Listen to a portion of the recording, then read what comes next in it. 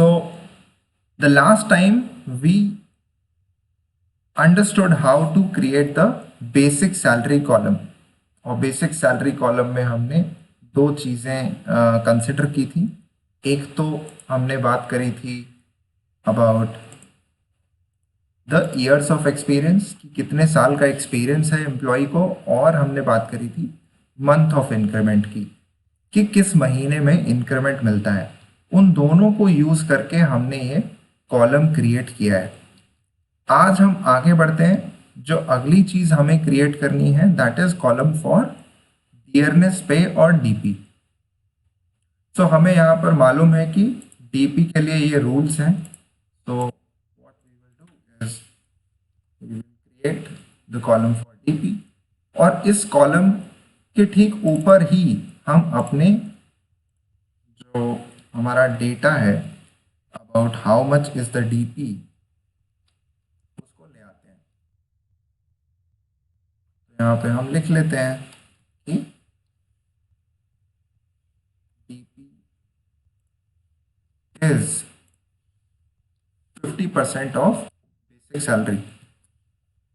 Interline कर दिया मैंने इसे। तो एक सिंपल फॉर्मूला हमें डीपी के लिए कैलकुलेट करना है। तो क्या हम इसमें डालेंगे फॉर्मूला में 0.5 मल्टीप्लाई बेसिक सैलरी, मल्टीप्लाई के लिए सिंबल स्टार, राइट। तो यहाँ पे हम 0.5 स्टार डालकर बेसिक सैलरी वाले कॉलम को रेफर कर देंगे एंड डबल क्लिक कर दीजिए राइट बॉटम कॉर्नर पे सेल को and you will find your DP column is calculated. अब चूंकि हमने इस फॉर्मूला में 0.5 लिखा, हमें 0.5 की जगह अगर कोई और वैल्यू डालनी पड़े तो ऐसा ऑटोमेशन करने के लिए ज़रूरी रहता है। लास्ट टाइम हमने देखा था। So what we can do is 0.5 की जगह we can refer the cell which contains your 50%। तो यहाँ पे C5 सेल है, उसको मैं यहाँ पर रेफरेंस में डाल सकता हूँ। So this formula would work fine now. Yes. Is there something missing here?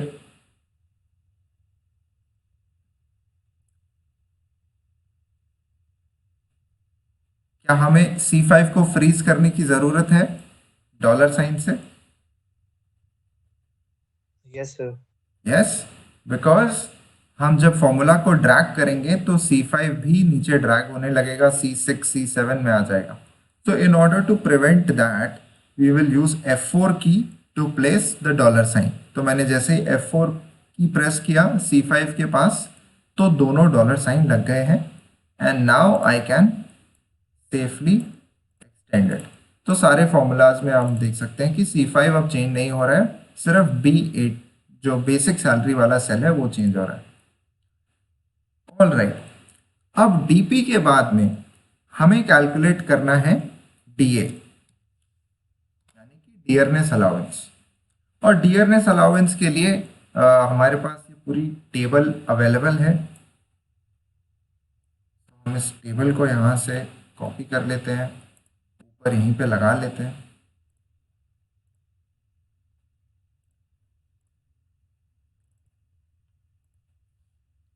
So we have month and DA rates.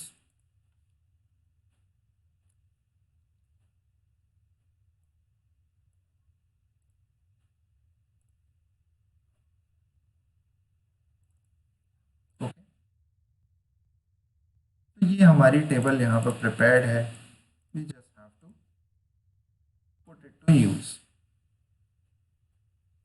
तो डीए कैलकुलेट करने के लिए हमारे पास रूल क्या है? डीए के लिए उन्होंने बताया हुआ है as a percentage of basic plus DP. अब फटाफट से थोड़ा रिकैप कर लेते हैं कि हमने डीए अलाउंस के अंडरस्टैंडिंग में क्या समझा था। तो हमको मालूम है कि मार्च 2011 से लेकर फरवरी 2012 तक हमारा डीए का कैलकुलेशन होना है, क्योंकि उतने ही महीनों की सैलरी कैलकुलेट करनी है। Now we had to find out कि मार्च, अप्रैल, मई, जून ये सारे जो महीने आ रहे हैं इनमें हम क्या क्या रेट अप्लाई कर सकते हैं डीए के लिए। तो उसके लिए हमें ये टेबल अवेलेबल थी। टेबल में हमने समझा था कि जो रेट जनवरी 2010 के लिए बताया हुआ है 35%, वो एक्चुअली कब अनाउंस हुआ था? वो अनाउंस हुआ था अप्रैल 2010 में, यानी 3 महीने बाद। तो हमें ये साइकिल के बारे में पता चला था कि अप्रैल में डीए का अनाउंसमेंट होता है बट वो इफेक्टिव जनवरी से होता है। अक्टूबर में अनाउंसमेंट होता है, इफेक्टिव होता है जुलाई से। तो जो 3 महीने हैं, जनवरी, फरवरी, मार्च, तब क्या चल रहा था? तब डेटा कलेक्शन पीरियड चल रहा था। कंपनी डेटा कलेक्ट कर रही थी इस बारे में कि इन्फ्लेशन कितना है। Then the same period came in the second cycle which was July, August, September. तो हमको ये समझ में आया कि जब तक डेटा कलेक्शन चल रहा है तब तक हमें पुराना रेट ही अप्लाई करना होगा, क्योंकि नया रेट अप्रैल और अक्टूबर में देखने को मिलेगा। तो हमने क्या किया? हमने जनवरी, फरवरी, मार्च के लिए ओल्ड रेट अप्लाई किया। फिर अप्रैल में नया रेट अनाउंस हुआ तो वही चलता रहा। बट जुलाई में आपकी साइकिल चेंज हो गई, फिर से डेटा कलेक्शन पीरियड स्टार्ट हो गया इस साइकिल के लिए। सो हमने माना कि जुलाई, अगस्त, सितंबर में हमें अभी रेट पता नहीं है क्या आने वाला है अक्टूबर में, इसलिए हम पुराना वाला रेट जो अप्रैल में अनाउंस हुआ था वही चालू रखेंगे। And the same thing repeats again. तो टेबल के हिसाब से हमने यहाँ पे रेट्स आइडेंटिफाई करे हुए हैं, 45%, 51%, 58%। और 2 बार साल में, अप्रैल और अक्टूबर में, हमें एरियर्स पे करने होते हैं। तो हम यहाँ पर डीए पेड और डीए एरियर्स का 2 कॉलम यहाँ पर बनेंगे। ठीक है। तो नाउ दैट वी नो मार्च में कितना रेट अप्लाई होना था? मार्च में 45% रेट अप्लाई होना है। तो हम यहाँ पर फॉर्मूला लिखना शुरू करेंगे और जहाँ 45% लिखा हुआ है उस सेल को सेलेक्ट कर लेंगे, F4 दबा के फ्रीज करेंगे। एंड देन हमें ये डीए का रेट किस अमाउंट के ऊपर अप्लाई करना है? What is the amount that we have to apply?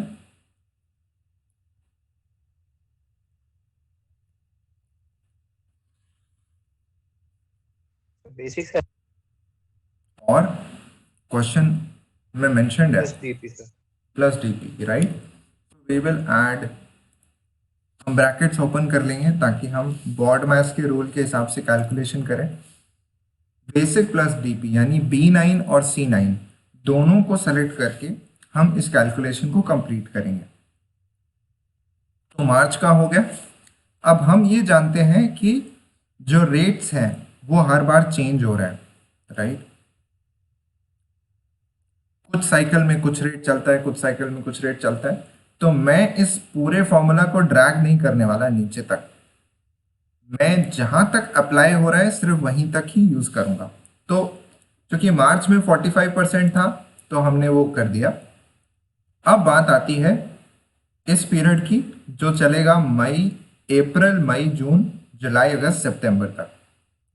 तो अप्रैल से लेकर सितंबर तक के लिए हम एक अलग फॉर्मूला यूज करेंगे। सेम प्रोसीजर, अगला रेट है 51%, फ्रीज कर लेंगे और बेसिक प्लस डीपी पर अप्लाई कर देंगे।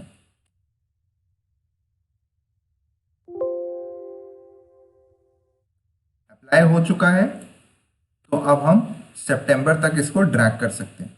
ध्यान रहे सितंबर तक ही ड्रैग करिएगा क्योंकि हमने यहां पर 51% को फिक्स किया है। अगली जो चीज है वो ये है कि हमको अक्टूबर से नया रेट अप्लाई करना है। तो हम अक्टूबर से नया रेट वाला एक फॉर्मूला बनाएंगे जिसमें सेम प्रोसीजर है, सेल को सेलेक्ट करके फ्रीज करना है और मल्टीप्लाई करना है बेसिक प्लस डीपी से।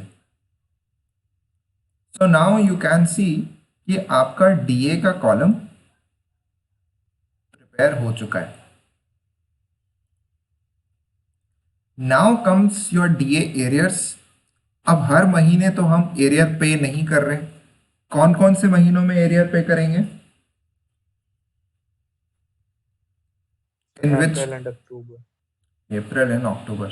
तो हमें कैलकुलेशन 2 ही महीनों में दिखानी है, ठीक है। तो सबसे पहले अप्रैल की बात करते हैं। तो अप्रैल में क्योंकि अनाउंसमेंट हुआ है, कौन सा वाला? 51% का जो अनाउंसमेंट है वो अप्रैल में हुआ है। तो हमें क्या करना है, हमें जो आज अप्रैल में अनाउंस हुआ है रेट, उसका डिफरेंस लेना है पिछले वाले रेट से, ठीक है।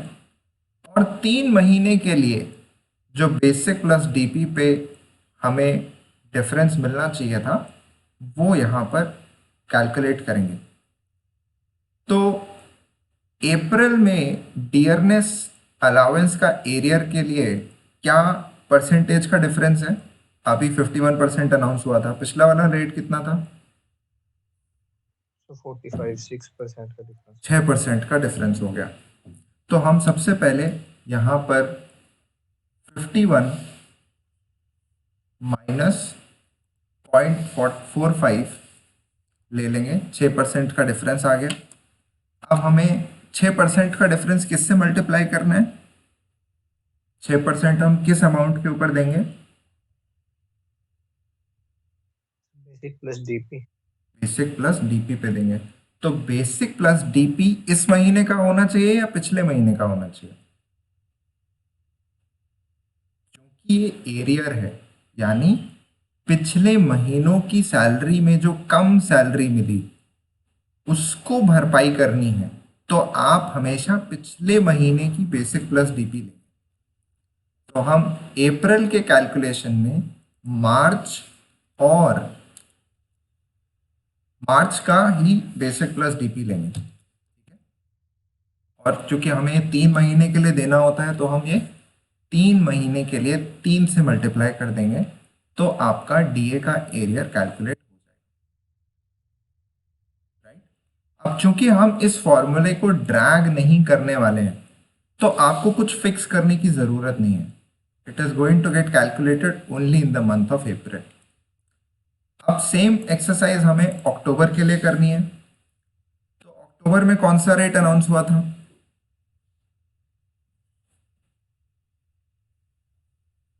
अक्टूबर में कौन सा रेट? 58. 58%। बाकी लोग लग रहा है साथ में नहीं है, सिर्फ भानु ही कर रहा है। बाकी लोग हैं, एक बार माइक खोल के हाँ बोल दो। Yes sir. बढ़िया है। और कौन कौन है? अंश तो इसी बात पे चला गया। अंश इज बैक। अंश हो यहाँ पर? अच्छा, माइक ऑन कर रहे थे, एग्जिट हो गया। Yes sir. Okay okay. बाकी लोग यूट्यूब वीडियो बना के देख रहे हैं। पुष्पेंदु, शरद, देवांशु, ईशांक। इस हिसाब से यार ऑफलाइन क्लास करेंगे तो फिर तो 1-2 लोग ही आएंगे मेरी क्लास में। हाँ, चलिए, पक्का पुष्पेंदु क्लास में पार्टिसिपेट करोगे जब ऑफलाइन होगी? Yes, sir. ठीक है, शरद भी करेगा। ओके, चलो, looking forward to seeing you guys in the class. चलो, तो अक्टूबर में भानु ने बताया 58% का रेट अनाउंस हुआ था, और उससे पहले 51% का चल रहा था, यानी कुल 7% का डिफरेंस है जो हमें पिछले महीनों के लिए देना है। तो वही पिछले महीने का ही बेसिक प्लस डीपी लेना है। तो अगर अक्टूबर में है तो सितंबर का बेसिक प्लस डीपी लेना है। फॉर्मूला लिखते वक्त हमेशा ध्यान रखना कि पिछले महीने का है, क्योंकि ये कभी कभार गलती से इसी महीने का लग सकता है। तो 3 महीने के लिए वापस देना है, तो ये आपका एरियर कैलकुलेट हो गया, ठीक है। तो इस तरीके से हमने डीए पेड और डीए एरियर के कॉलम्स बना लिए। अब अगला कॉलम हमें बनाना है अगला कॉलम है हमारे HRA का। तो HRA के लिए यहाँ पर दिया हुआ है कि HRA is 30% of basic plus DP if eligible. तो पहले तो इस डेटा को यहाँ से ले चलते हैं, ऊपर यहीं पे लगा देते हैं।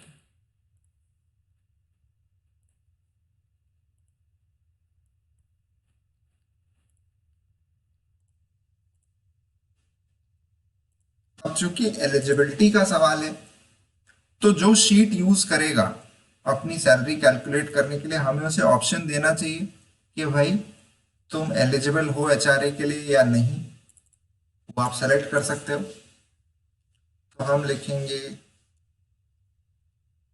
एलिजिबल क्वेश्चन मार्क, और इसी के नीचे हम ऑप्शन प्रोवाइड करने के लिए क्या कर सकते हैं, हम कह सकते हैं यहाँ पर एक ड्रॉप डाउन मेन्यू लगा सकते हैं कि हाँ या ना।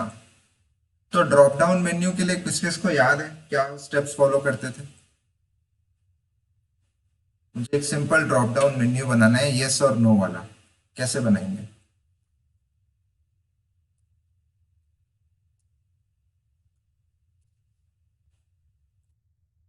सर डेटा में जाएंगे, डेटा टैब में गए, आगे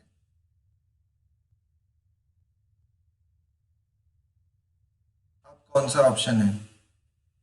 चलो हिंट देता हूँ, data data validation. Data validation. Good. तो डेटा वैलिडेशन में जाएंगे, यहाँ पे क्या सेलेक्ट करना है? अलाउ में, मुझे अलाउ में बहुत सारे ऑप्शन है।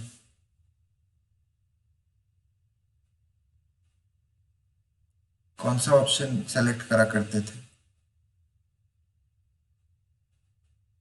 बहुत पुरानी बात है, सालों पहले क्लास हुई थी जिसमें हमने क्या सेलेक्ट किया था?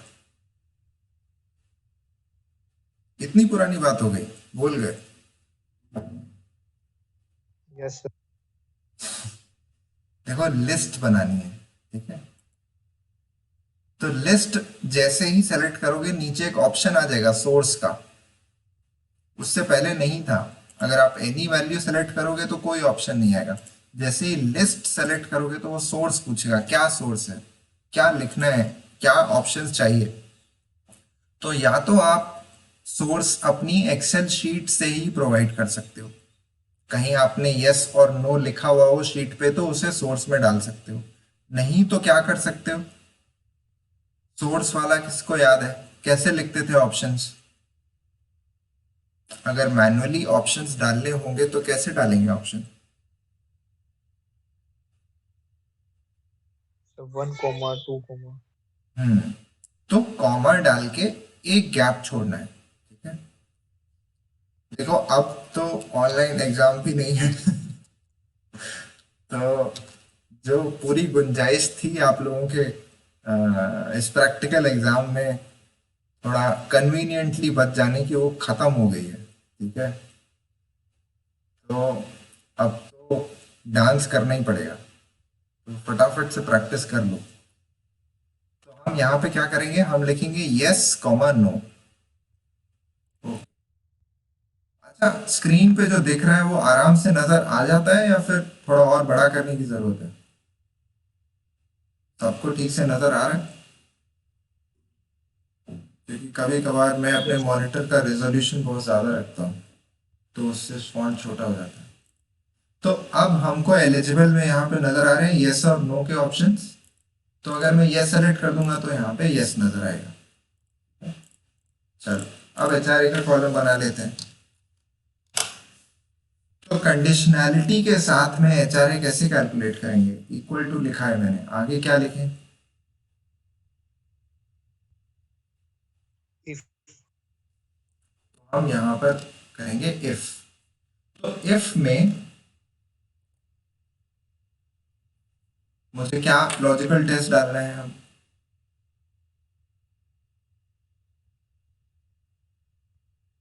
Eligible sir. जो एलिजिबल वाला सेल है हमारा जिसमें हमने यस और नो सेलेक्ट कर सकते हैं उसको हम टेस्ट करेंगे। F6 में हम चेक करेंगे कि क्या यस लिखा हुआ है या नहीं। अगर यस लिखा हुआ है तो कैसे कैलकुलेट करना है?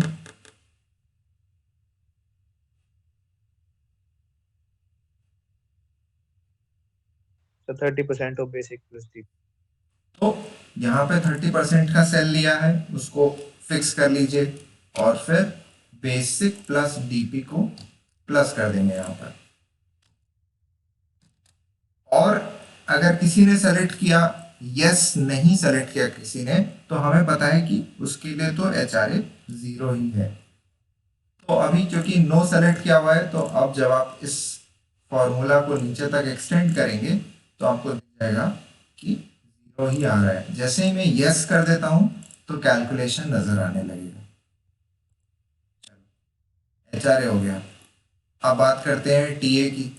तो टीए में उन्होंने ये दो कंडीशन दिए हुए हैं।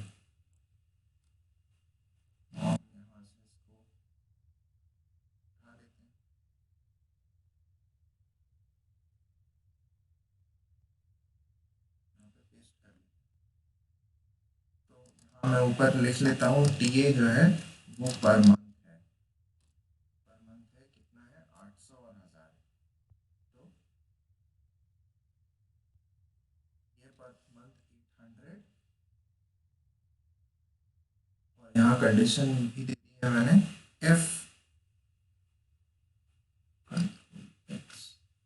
if basic salary is less than 12,000 को यहाँ पे डाल दिया है, और else 1000। हमें बस ये चेक करना है कि जो बेसिक सैलरी है वो 12,000 के ऊपर है या नहीं। तो ये हमने इस पूरे कॉलम में यहाँ पे ऐसे बना लिया है कि टीए पर मंथ 800 है if basic salary is less than 12,000 और एल्स 1,000। टीए के लिए कैलकुलेशन कर लेते हैं। तो इफ फॉर्मूला ही लगेगा क्योंकि हमें दोबारा से कुछ टेस्ट करना है। तो क्या टेस्ट बनाए? कंडीशन ऊपर लिखी हुई है, टेस्ट क्या होगा? Basic salary up to. तो बेसिक सैलरी के लिए लॉजिकल टेस्ट में क्या डालूं? कौन सा सेल सेलेक्ट करना होगा? Less than 12,000. तो मैं बेसिक सैलरी का जो सेल है मार्च महीने के लिए पहले B9 को सेलेक्ट करूंगा और फिर कहूंगा लेस देन 12,000। अब 12,000 की जगह पे मैं 12,000 वाला सेल भी यहाँ पे लिख सकता हूँ जो कि G4 है, तो उसके साथ मैंने डॉलर साइन भी लगा दिए। अब B9 जो है वो 12,000 से कंपेयर की जाएगी। अगर लेस निकलती है तो 800 दे देंगे, अगर लेस नहीं निकलती है इसका मतलब है कि या तो बराबर होगी या ज्यादा होगी, तो उनको हम 1,000 रुपए देंगे। तो ये आपका फॉर्मूला तैयार हो जाएगा। तो देख रहे हो हमारे साथ यहाँ पे जो हमने सैलरी दे रहे थे 11,950 दे रहे थे, और चूंकि हम दिसंबर में इंक्रीमेंट देते हैं, 12वें महीने में इंक्रीमेंट देते हैं, तो दिसंबर से सैलरी बढ़ गई, यानी 11,950 से सैलरी बढ़ के 12,275 हो गई। तो अब क्योंकि सैलरी 12,000 से कम नहीं रही, तो इसलिए अब उसे 1,000 रुपये मिल रहे हैं दिसंबर से। चलो अच्छा हो गया उसके लिए। अब वही बात हमें सीसीए के लिए भी करनी है, सारी कंडीशन सेम सी है, तो हम क्या करेंगे, हम बस इसको कॉपी कर लेंगे टीए वाले इंस्ट्रक्शंस को और अगले कॉलम में पेस्ट कर लो। टीए की जगह बस सीसीए लिख दो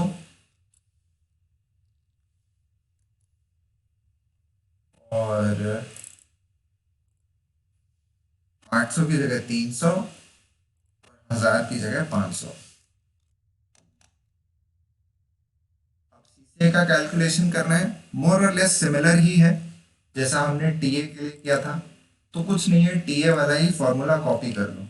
जहां टाइम बच सकता है वहां टाइम बचाओ। प्रैक्टिकल एग्जाम में ये बहुत ज़रूरी है कि आप अपने टाइम को ठीक से यूज करो। तो अब G4 की जगह हम क्या कर देंगे, हम G5 करेंगे, H4 करेंगे क्योंकि कॉलम चेंज हो गया।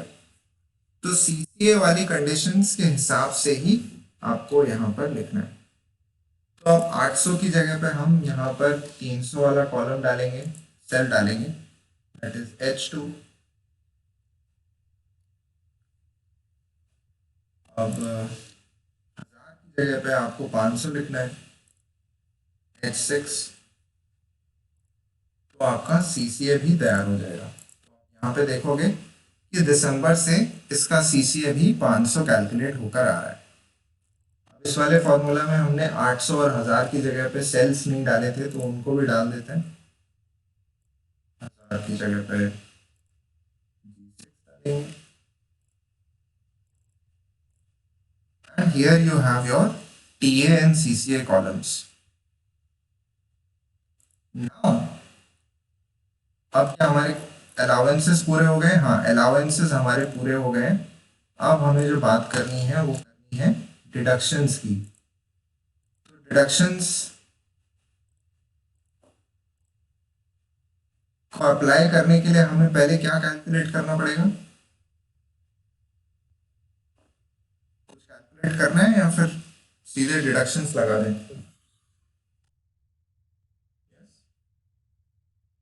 कुछ कहा किसी ने? Gross sir, gross salary.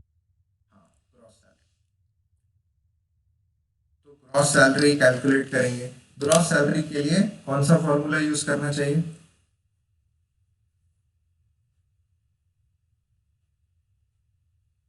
Gross salary कैसे निकालते हैं?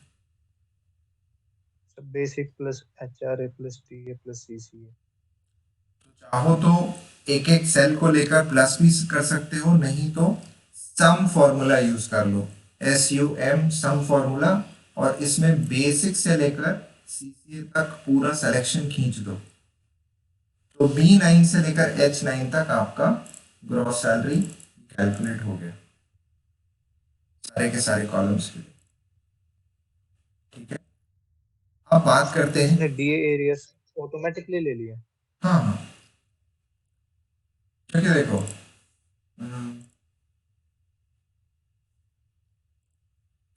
जब हम यहाँ पे सम ले रहे हैं तो डीए एरियर्स इसके लिए, क्योंकि डीए एरियर्स वाला जो सेल है वो खाली था, तो उसकी जगह पे वो कुछ भी ऐड नहीं करेगा। नीचे वाले में जब हम अप्रैल की कंसिडर करेंगे तो अप्रैल वाले में वैल्यू लिखी हुई है तो वो ऐड हो जाएगी, है ना। यस। अब आ जाते हैं जीपीएफ के कैलकुलेशन में। तो जीपीएफ का कैलकुलेशन कैसा है हमारा? जीपीएफ का कैलकुलेशन है 10%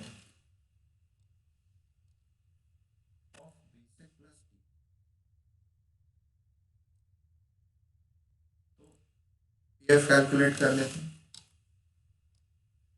10% की जगह पे 10% वाला जो सेल है उसे सेलेक्ट कर लीजिए, स्टार लगाइए और बेसिक प्लस डीपी इसको यहाँ पर ब्रैकेट में डाल देंगे तो हमारा जीपीएफ कैलकुलेट हो जाएगा। अब बात करते हैं आईटी की, यानी इनकम टैक्स का डिडक्शन। तो इंस्ट्रक्शंस काफ़ी क्लियर है। 10% लगाना है ग्रॉस सैलरी पे। तो आईटी कैलकुलेट करेंगे, 10% का सेल ऊपर से ले लीजिए, F4। और अब कौन सा सेल सेलेक्ट करना चाहिए मुझे? कौन सा सेल सेलेक्ट करेंगे?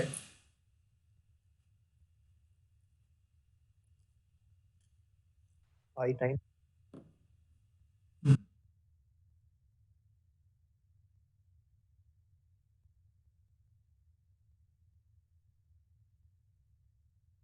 तो I9 सेल में हमारी ग्रॉस सैलरी कैलकुलेटेड है उस महीने के लिए थे, हम उसे रेफर कर देंगे। अब बारी आती है नेट सैलरी की। नेट सैलरी का कैलकुलेशन कैसे होगा?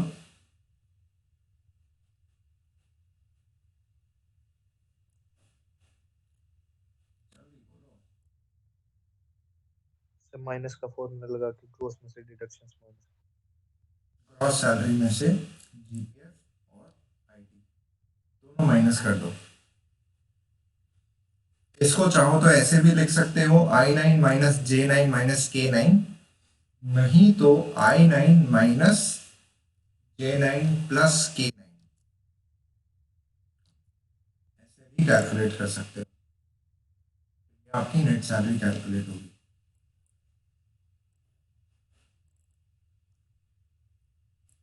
हमारे सारे कॉलम एक साथ हमें नजर आ रहे हैं, अच्छी बात है। तो ये हमारी नेट सैलरी का कैलकुलेशन कंप्लीट हो गया। चलो अब इसको फटाफट निपटाते हैं। तो सबसे पहला काम, जब कैलकुलेशन कंप्लीट हो जाती है तो क्या करना होता है?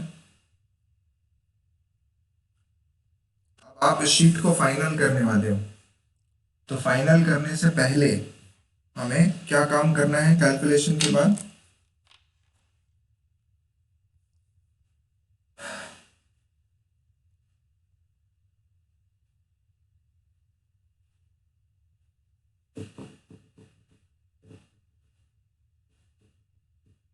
सर कलर्स कर लेंगे इसको, बोल्ड हो गए। कलर, कलर है, कलर है विजुअल अपील के लिए, तो वो भी जरूरी है, बट वो तीसरा स्टेप है। दूसरा स्टेप कौन सा था? पहला स्टेप हो गया कैलकुलेशन कंप्लीट, दूसरा स्टेप कौन सा है? अच्छा चलो, खुद ही नोटिस करो, ये डीपी वाला कॉलम है, इसमें कुछ ऑड नजर आ रहा है?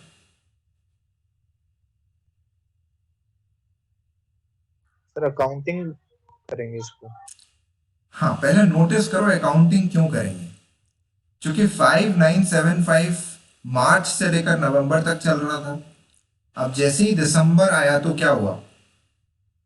दिसंबर आया तो आपका पॉइंट्स में पॉइंट्स में आ गया मामला। अब पॉइंट्स में आ गया मामला, तो हमको क्या नजर आ रहा है अभी? 6137.5, ठीक है। बट अगर कोई वैसे इसको दूर से कॉलम को देखे तो क्या लगेगा कि एकदम से डीपी बढ़ गया, है ना? और 5 की यस जगह 613 नजर आ रहा है ना? तो क्या है कि वो जो डेसिमल का प्लेसमेंट है उसकी वजह से कंफ्यूजन पैदा हो सकता है। तो हमें उस कंफ्यूजन को रिमूव करने के लिए और ये बताने के लिए कि आपकी सैलरी कौन सी करेंसी में कैलकुलेट हुई है, तो हम सारे के सारे कॉलम्स को सेलेक्ट करके, जो अमाउंट वाले कॉलम्स हैं उनको सेलेक्ट करके अकाउंटिंग पे डाल देंगे। तो ये हमारा अकाउंटिंग फॉर्मेट आ जाएगा। अब आपकी जो अमाउंट्स हैं वो कंसिस्टेंट हो गई, डेसिमल पॉइंट्स लग गए। अब कुछ जगह पे आप देखोगे अमाउंट्स और भी जगह लिखी हुई हैं, जैसे यहाँ पे 800 लिखा हुआ है। हम क्या करेंगे, हम कंट्रोल दबा के उन सारे सेल्स को भी सेलेक्ट कर लेंगे जिनमें अमाउंट्स लिखी हुई है। तो ये 6 सेल थे जिनमें अमाउंट लिखी हुई थी, बाकी सब जगह कोई अमाउंट नहीं है, तो इनको भी अकाउंटिंग फॉर्मेट में ले लो। और कंसिस्टेंसी होनी चाहिए हर जगह पे आपकी शीट में, तभी क्वालिटी का पता लगता है। ये अटेंशन टू डिटेल है। चलो अब जो तीसरा स्टेप तुमने बता रखा था मुझे, कलर एंड शेडिंग, तो उसको करने का आसान तरीका यही है कि सबसे पहले तो आप जो हमारी, इसको यहाँ से हटा देते हैं, साइड में ले जाते हैं।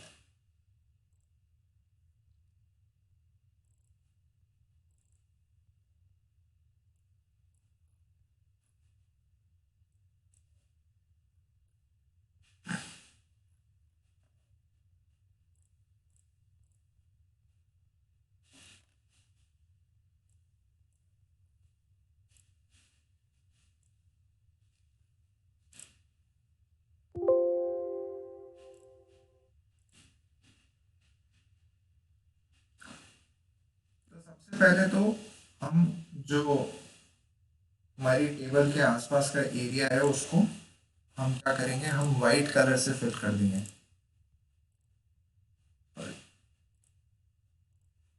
ताकि जो ग्रिड लाइंस है वो दिखाई ना पड़े।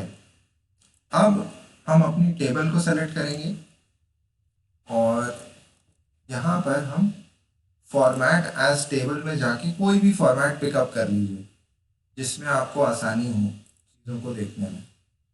तो माय टेबल हैज़ हेडर्स करके आपने सेलेक्ट कर लिया। इमीडिएटली कलर्स नज़र नहीं आ रहे हैं क्योंकि हमने ऊपर से वाइट कलर लगाया हुआ था।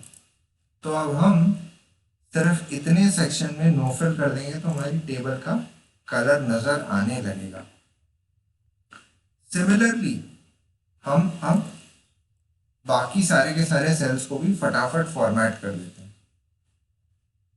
तो यहाँ पे हमें सैलरी फॉर मिस्टर एक्स है, तो ये हमारे लिए टाइटल हो गया, हेडिंग 1। फिर हम यूज़ कर सकते हैं हेडिंग 2 पीरियड के लिए। और अब ईयर्स ऑफ एक्सपीरियंस है, तो ईयर्स ऑफ एक्सपीरियंस के लिए कोई एक कलर चूज कर लो और इनको डिफरेंशिएट करने के लिए बॉर्डर्स लगा देते हैं। ईयर्स ऑफ एक्सपीरियंस हो गया। डीपी के लिए जो इन्फॉर्मेशन है उसके लिए एक अलग कलर चूज कर लो। Let's suppose we go with this.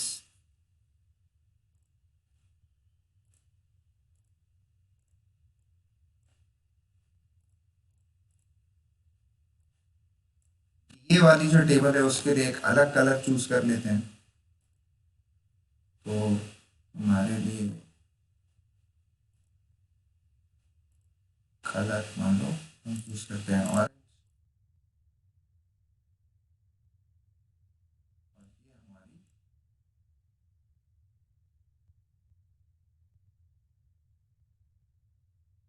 Calculation आ गई। एचआरए के लिए एक कलर यूज कर लेते हैं।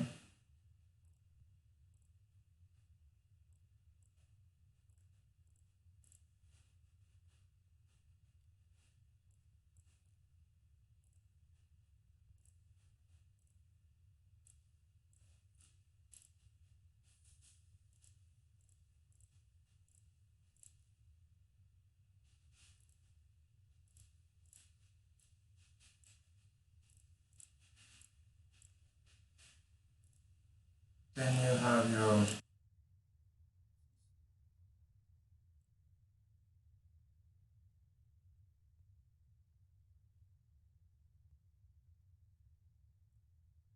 लास्ट में आपका जीपीएफ और आईटी है, तो दोनों को एक सिमिलर कलर में ले लेते हैं।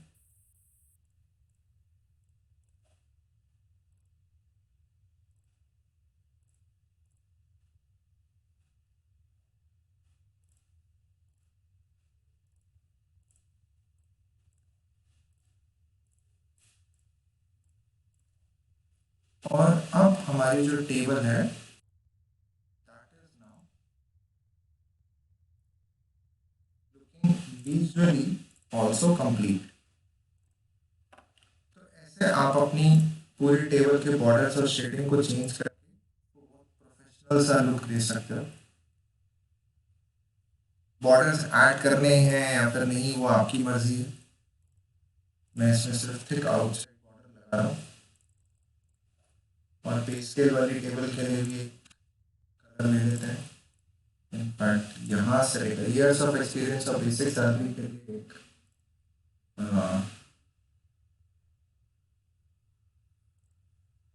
कलर चूज कर लिया है हमने।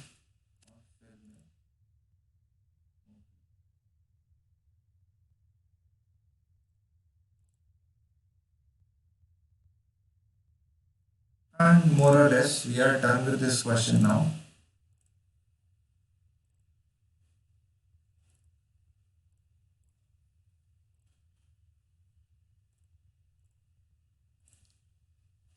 So this is how you can complete this question.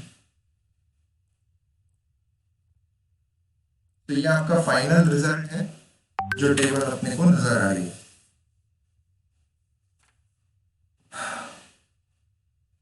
Okay Yes.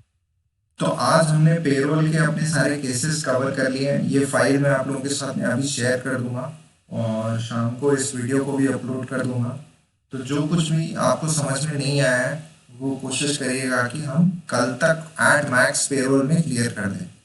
फिर अगले जो डेप्रिसिएशन के केसेस हैं वो मैं आपके साथ कल ही शेयर करूंगा क्लास के टाइम पर ही, और हम कल से डेप्रिसिएशन स्टार्ट करेंगे। ओके, तो आज के लिए क्लास को यहीं पे एंड करते हैं एंड कल से we will start depreciation. Alright, Yes. Okay, see you guys tomorrow, bye bye. Thank you, sir.